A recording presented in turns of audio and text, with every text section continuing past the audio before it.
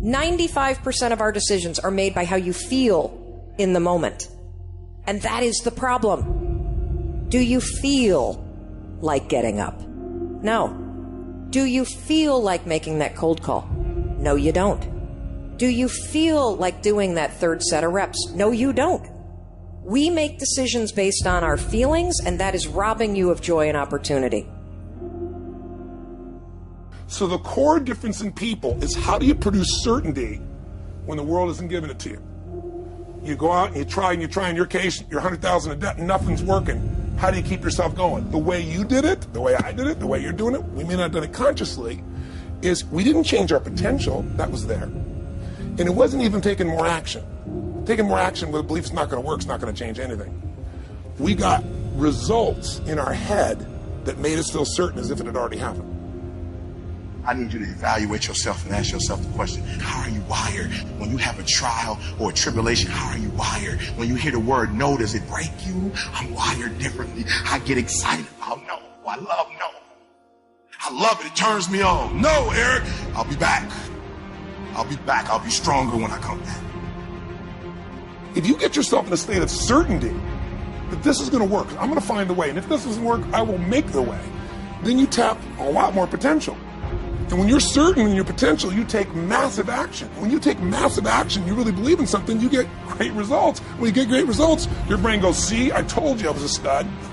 I told you this thing would work out. Now you're even stronger. You tap more potential, take greater action, greater results. Sometimes you just have to move, do something, learn something new. Write down what you need to do in order to make a better life for yourself. And be brave enough to do those things. When you go out there, I need you to have that dog. When you get out there, I need you kill or be killed when you get out there. We ain't playing no more. We ain't taking no prisoners no more. When you get out there, whatever you can get, go get it. Because they gonna get it before you get it. And they ain't gonna give it to you. So you go out there and get what's yours. And that moment that you finally begin to break through and build something extraordinary, in that moment, the realization is that it was always you trying to figure out how to become the best version of yourself and ask one simple question: how extraordinary can I become? What am I capable of? What are my limits? How far can I push myself in this time that I have on this earth? Exactly how much of my potential can I wring out of myself? How much can I become capable of? How far can I push myself? What can I build? How can I change this world? But all by doing one simple thing: pushing myself to get better every day. And as Napoleon Hill said, strength and growth come only through continuous effort and struggle. One of my first mentors said that we're the only creature on the planet that's totally disoriented in our environment. He said all the other little creatures are completely at home in their environment, but they operate with instinct. You see, it's perfect. We have been gifted with higher faculties. We have the ability to create our own environment, but we've got to understand ourselves. We don't have a soul, we are a soul. We are living in a physical body corresponding with the material universe. Now we have to understand this, and if we don't understand it, we're not going to make it. And we've got to understand, like I can look at your body, I can tell you all kinds of things about you. You are dominantly a left brain person. You got a little bit of right brain, enough to really, you got a quiet, sensitive side to you. It's a little shy side, but that's very small. So it's not many people would see it. You have a tendency with things, if they hurt your feelings, you'll have a tendency to hold it inside. You want to start releasing it, or you're going to have stomach problems. Now I can tell that by looking at your body. Wow. But and he's right, by the way. Yeah, but there's so much about ourselves we never learn. The part of our mind that controls us is our intellect, or our subconscious, where the paradigm is, but we're trained to live through our senses.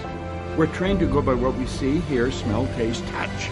And we've got to understand that we've got this genius within us, and if we will consciously gain an awareness, an understanding of how to alter the paradigm that's controlling our behavior, when we learn that, we can start to improve life, just like that. And there's no end to what we're capable of doing. We're conditioned genetically. All mom's DNA and all dad's DNA becomes our DNA. There's two particles of energy come together. That's the moment of conception. 280 days later, we make our debut on the planet. Then we're programmed by our environment. Because our subconscious mind, which is totally deductive, it has no ability to reject. The subconscious mind is immoral. It's like the earth. It doesn't care what you plant, but it'll return what you plant. Earl Nightingale used a beautiful example in The Strangest Secret. He said, you can plant nightshade, a deadly poison, not a 16th of an inch away. You can plant corn, a sweet food. One will grow with just as great an abundance as the other. And that's the way your subjective mind works. You put the wrong idea in, it will grow. Put the right idea in, it will grow. We have the ability to change what's in there. We did not program it. It was programmed through genetic history. We're the confluence of a genetic pool that goes back for generations. That's at birth, and then environmentally. And we have the ability to alter all that. Up until around 4 or 5, we're being programmed by our environment. Prior to that, it's genetic. The programming is dictating our results. When we change the results, we've got to gain an understanding that we've altered our own consciousness. But if we don't understand all that, we will point it down to it's him, it's her, it's it, it's this, it's that. We point to something outside as the cause of what's going on inside. That's never what it is. It might have been someone that helped us shift this consciousness, but we've moved it. And if we want success, we've got to change what's inside. Right. It's essential, and it doesn't change until we do that. Live each day with integrity. Don't try and get over in life. Don't try and cheat. See, a lot of people like to try and cheat. I was with a friend of mine, and we went into a service station to get some gas. They gave me back too much change. I discovered it down the road, and I was turning around going back. Guy said, "You're a fool. Hey, man, what when they don't give people enough change? You think they flag the people down?" I said, "I'm not responsible for them. I'm responsible for me." I went back and I told the guy, "Excuse me, sir, you gave me a $20 bill too much." I gave it to the guy just took it and walked away, didn't say thank you. The guy in the car laughed, said, "I told you, you fool." I'd have kept that. I said, I'm not responsible for his attitude. I don't care, knowing that he would not say thank you, I would still give it back to him. Because my image of myself says, hey, you don't take something that doesn't belong to you. That's the way my mother raised me. Don't try and cheat. Say, well, you know, this little bit won't count. Everything counts. A friend of mine was on welfare after going through a bad experience. Someone, I think she and her husband became ill. They couldn't work for a while, and they went on welfare. After they both became physically well, he said, look here, we don't ever have to go back to work. We're making more money on welfare than we made when we were working, with all the Medicaid benefits and all of the food stamps and everything. She said, no. She said, we are not going to accept the checks anymore. He said, I'm not going to work. Now, you can go to work if you want to. She went down to the welfare department and said, don't send any more checks to my house. Lady said, excuse me? She said, now, I've been working here 25 years. No one has ever come in here and said, don't send any more checks here. Are you sure you're all right?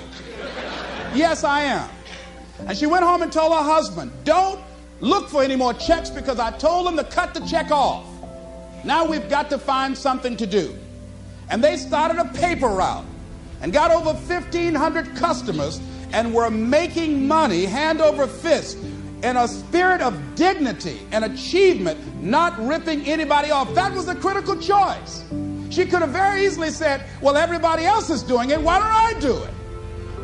But she decided not to follow the crowd. I like what Whitaker said, what you think about me is none of my spiritual business.